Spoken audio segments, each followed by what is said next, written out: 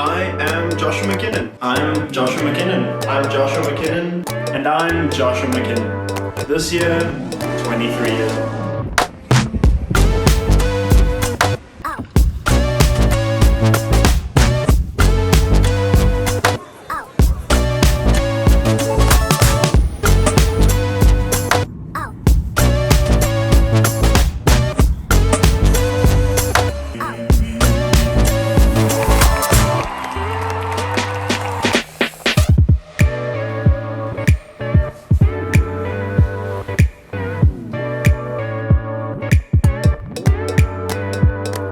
It's really hard to comprehend the amount of time that's gone by since I've sat here, but here we are, so let's get into it. I currently have 154 YouTube subscribers.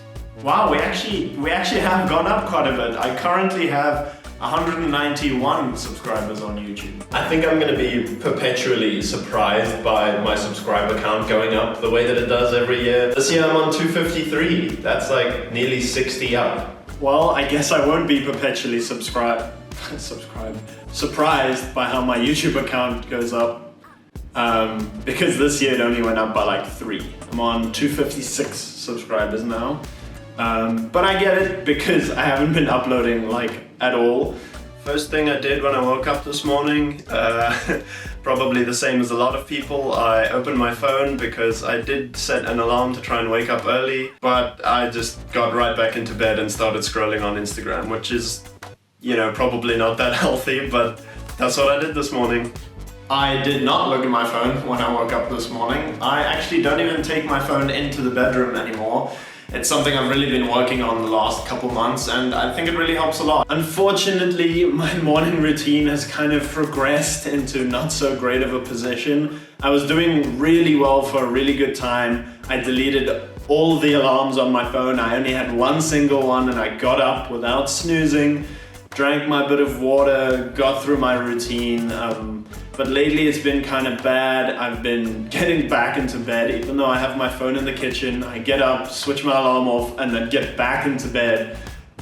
Somehow my willpower fails me in the morning, and I'm just getting up a little later than I need to, and I need to put some mental energy into that and rework a new morning routine that really works well for me. I got a job. A salary paying every month proper job. It's at a media company and I'm really enjoying it so far. I've only been there for about 3 months now, I think. Not too much has changed career-wise this year. I've just been working hard at my job, trying to build my reputation up and build my skills, and just taking my salary and appreciating it for what it is. So it has been 2 years since I've been here now, which is a pretty crazy milestone. And when I say here, I mean quite literally here. I'm filming in the office today. 3 years now at this company. It has been quite the ride. I worked on some cool projects, and the biggest thing I probably have to say is just I'm really happy with this year's showreel that we made. I edited the showreel, put it together, had obviously some huge help from the team in collecting what footage we want in, and I obviously didn't shoot any of the stuff that's in the showreel, and I'm really happy with it. I think it's really cool, it's a nice style, it shows everything that we do, everything we have done, and I really like the route that I ended up going with it. I really want to get into woodwork or leather work or things like that. The craft is just really interesting to me, and it's something that you can like build with your hands and not need a computer or a camera or anything. You can just kind of get away, put some music on and just dive into it, and I'm really interested in that. It seems really great. Hobbies outside of work and the digital economy. That's a tough one. I really want to pick up a hobby or a skill that I can do for a certain period of time over a weekend or in the evenings that doesn't involve technology at all, but I'm really passionate about and really want to like learn and work on. Just to like disconnect from the thing that I'm doing all day, every day, and maybe standing up for a while, you know, seeing as I'm sitting down all day, just something different, something to switch it up so that I'm not editing all day at work, coming home, watching some series, maybe editing a personal video, and then going back to work the next day, editing the whole day, you know, cycle continues. And that's also why I haven't really uploaded as many videos on this channel this year, you know, just the one. And I've got like 3 in the chamber that I'm working on, but it's just taking me a little longer because my creative fuel is really drained after work. Jon Bellion. 4 years in a row now that I'm saying my favorite artist has not changed. It is Jon Bellion.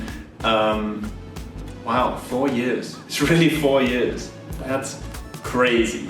I have to renew my license this month as well, which means it's been 5 years since I finished school, which was kind of crazy to think about just how time flies. My brain doesn't seem to comprehend timelines and the way that things work.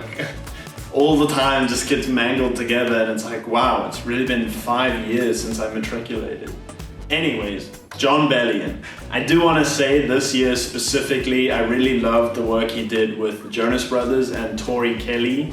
Those albums are fire. I have been listening on repeat, as well as his cover with Switchfoot. That was really good too. Everything he works on is freaking golden, honestly. It's just great all around. Him and obviously the people he works with as well. I don't want to say like all credit goes to him, but it's a good lead to follow if you want good music.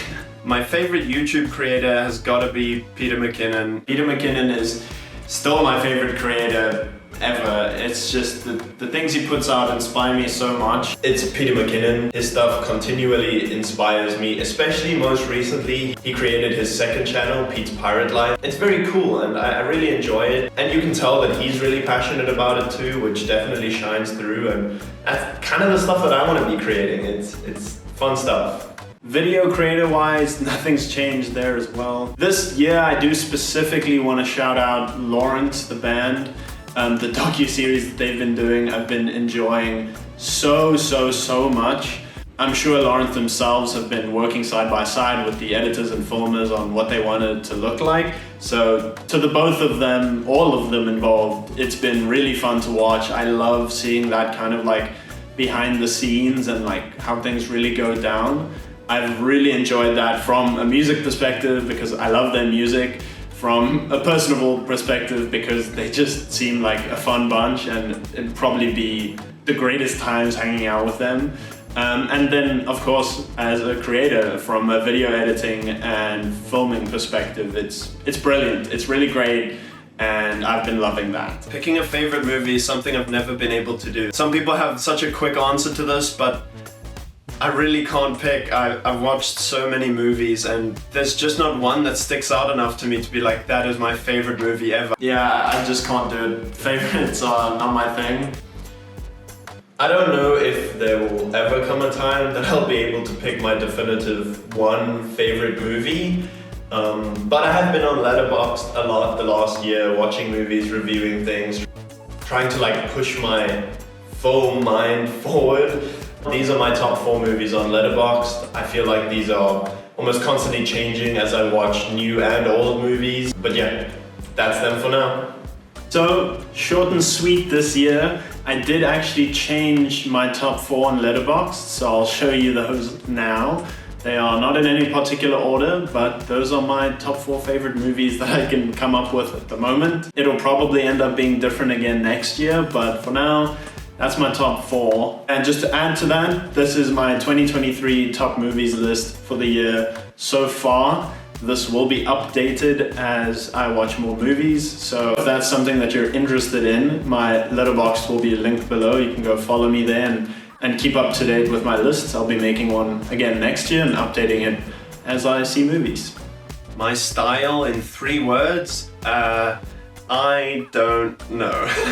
Not quite there yet. I do think I've grown quite a lot in trying to think and recognize what I like and enjoy to do. I really enjoy the darker greens and browns and clay reds and the earthy tones and plants and things in the forest, and that's why I really enjoyed my Cedarburg video too. I'm still really proud of the color in that Cedarburg video. It's very much the style that I'm growing to like a lot more. I mean, just look at the background that I chose for today.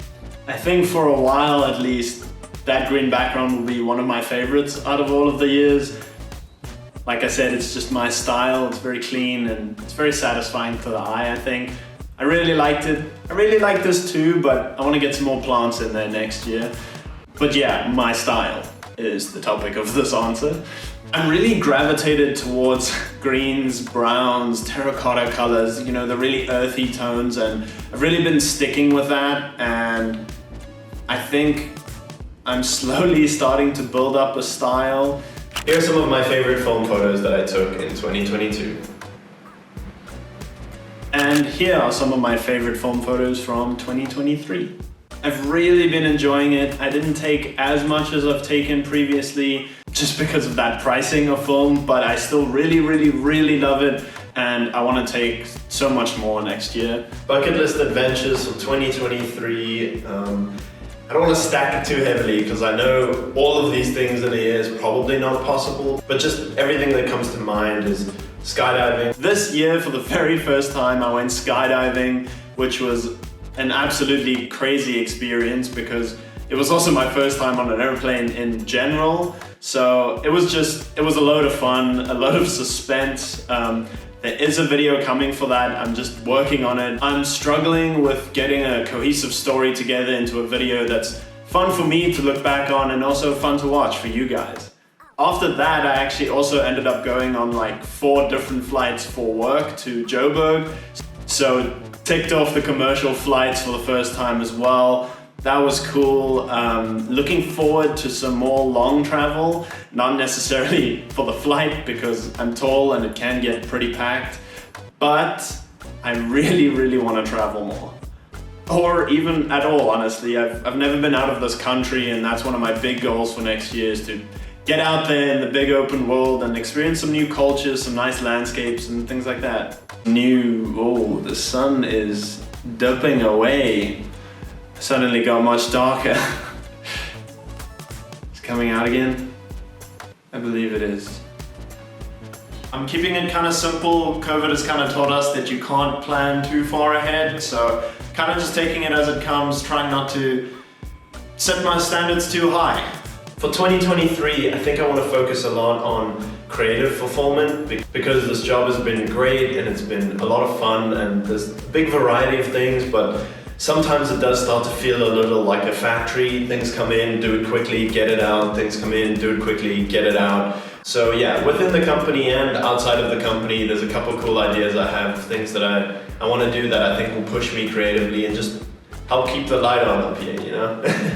I had various different goals for this year, for my career, for learning new things, my health, my apartment, all kinds of different things, and a lot of them I'm progressing on well, a lot of them I'm still working on, and I kind of want to make a separate video about that. But I think my goal that was really like top tier for the year, that was like something I really wanted to work on, was doing more with my weekends, which I think I really did achieve. Maybe not to the level that I had like dreamt of, but I think I did good. I did a lot more things, like went to a couple concerts, I went to some markets. Obviously there's a lot more that I wanted to do that I couldn't do because of being limited by my financial situation. But there are a lot more things that I want to do next year that don't cost money, like hikes or going for a picnic or just catching up with friends for a coffee, but not including a meal in that, you know, to keep costs down. And I hope that it'll be a good year. And I know that sounds basic, but there's a lot going on around the world, and I just hope that it'll be a good year, and that's simply it. And I hope you have a great year too. We'll just have to see what 2021 holds. And I think 2022 is gonna be a good one. All said and done, I'm really excited for 2023. I'm excited for 2024. I think there's some good things on the horizon that I'm looking forward to.